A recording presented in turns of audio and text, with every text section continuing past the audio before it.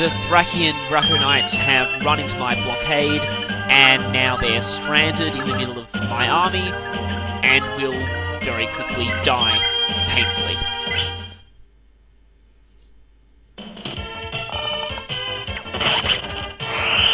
And yeah, like I said, bringing archers here is a very good idea. If they're a little bit underleveled, it's a good chance for them to get a bit more experience. Well, I mean, the first part of the game's going to be over soon anyway, but I mean, at least it's good for experience rank. That and any level ups they get will affect the stats of the second generation children. Very slightly, but still.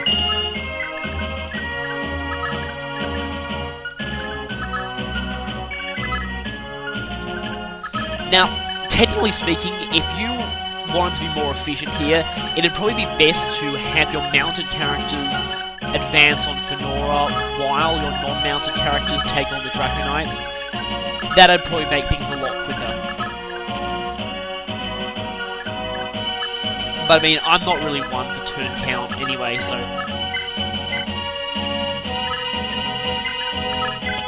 And you will need to prepare a little bit. Oh, I was hoping for a Lover critical bonus there. Anyway, this guy's going to get looted anyway. So yeah, like I was saying, you need to prepare a little bit before you go to Fenora though, because there's one slight problem. Yeah, here we go. Thankfully there is no desert terrain on the road to Fenora, so you don't get this horrible, annoying movement reduction.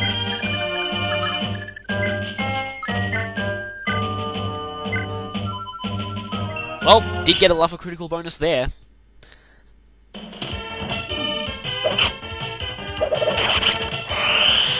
Ah, interesting. Normally works in their first attack. Unfortunately, Fury's critical animation isn't anywhere near as epic as Ira and Holland's critical animation.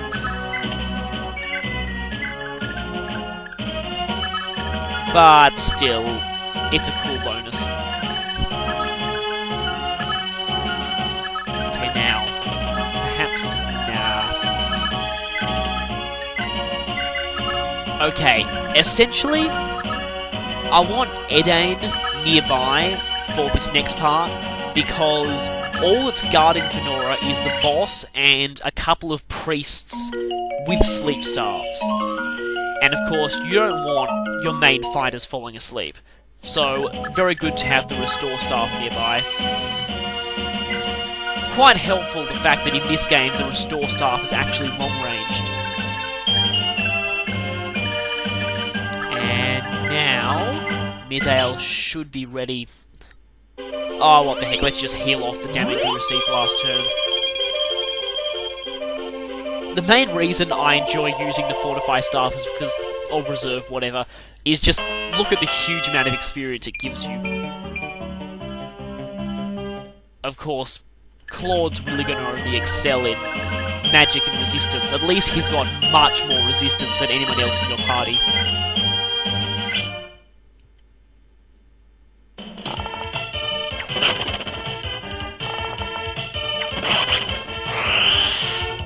And Midale's not bad with the hero bow. Of course, when we get to the second generation, his son's going to be a lot less, well, let's just say, fail than he is.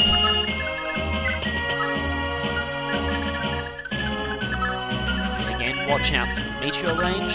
I think I just unintentionally put Lacus' right on the edge of it. I don't think anyone needs healing. Yeah, watch out for those two Meteor Mages as well. And you'll see in a little while, but those two are the ones that you don't want to kill. That might sound strange, but it'll all make sense later. I certainly say that a lot, I'm just trying to avoid spoilers here, but...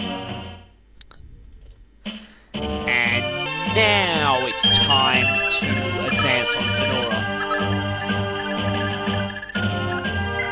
So now hopefully if we give the boss a lot of targets. Of course, she'll only be able to Meteor 1. And at least it's not the case of, yeah, there being a lot of other enemies around who can weaken you to the state where Meteor will finish you off. Which I have heard kinda happens in a certain side quest in New Mystery of the Emblem. A rather major subplot-related boss has Meteor. And he's apparently very annoying, but I haven't quite got up to that part yet, so... Well, I'm actually quite far off that part, but still.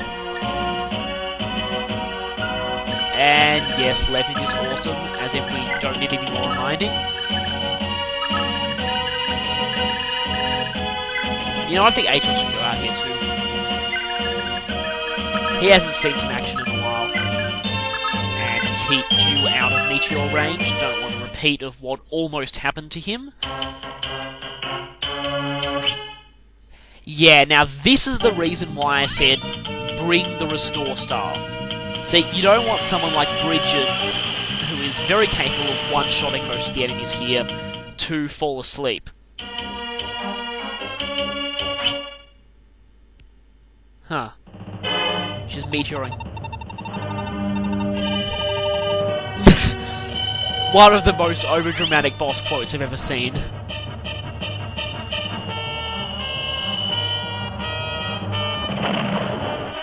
And failed miserably.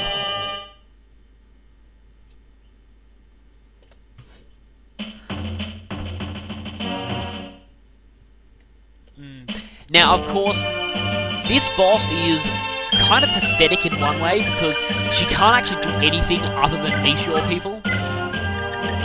But in another, you'll have to watch out for something, because once you get close to her, she's pretty much completely defenseless.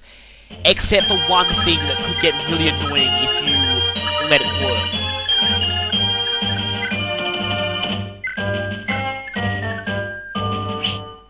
Okay, first let's deal with this one individual mage guarding this place.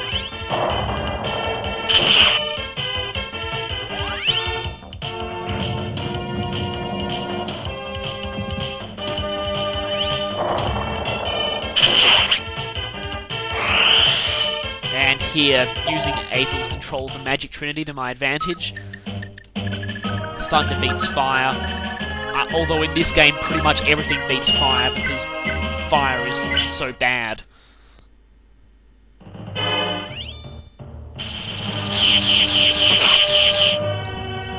Right, now here, of course, since she has Meteor equipped, she can't actually counterattack you, but one thing you'll need to watch out for is if you look at her status, which I may do later, I'm not entirely sure.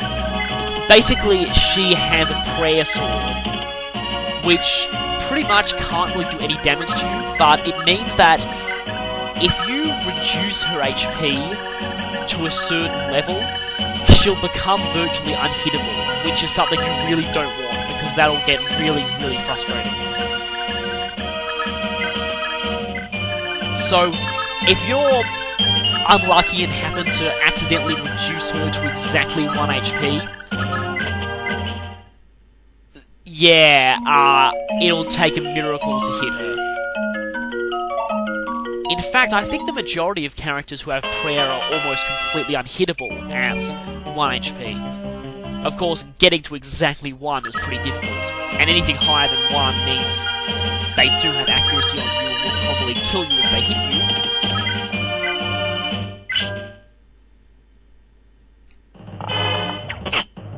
Alright, yeah, this is why hero weapons are pretty useful here, because getting lots of attacks in before that... Holy crap, I did reduce her to 1 HP. I don't think prayer actually has a chance to activate if you're using a hero weapon, though. I suspect that, because otherwise... I mean, either that's true, or Midale, for once, was actually really amazing, and hit a really, really low chance.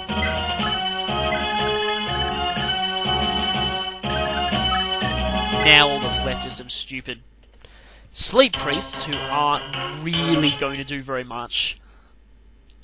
So I'm just wanting to leave them to use experience, to, you know, use as free experience for my slightly underleveled people. Why her? Why do they always go for her? Well, I mean, I guess, you know, she's the only legendary weapon user I have who can actually be affected by sleep. Because, of course, Sigurd's got that plus 20 resistance from Tearfing, which pretty much makes him immune to it. And Levin, well, Levin's a magic user, so he's got enough stats to be immune to it too. Yeah, and you'll want to watch out for these Meteor Mages. But like I said before, these are the ones you don't want to kill. And hopefully in the next part we'll be finding out why.